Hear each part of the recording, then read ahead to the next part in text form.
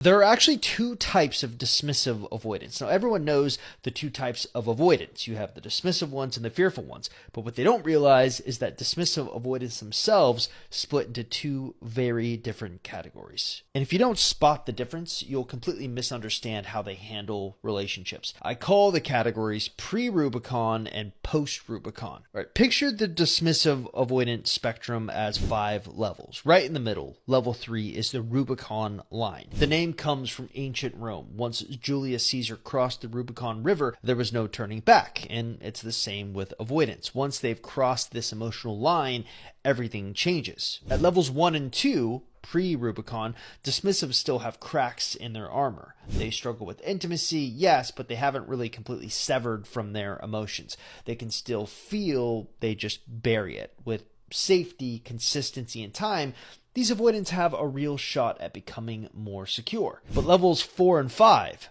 post-Rubicon, are different. These are avoidants who've gone all in on defense. Vulnerability doesn't just feel uncomfortable, it feels threatening. Their nervous system treats closeness like danger, and they've built years of habits to reinforce that.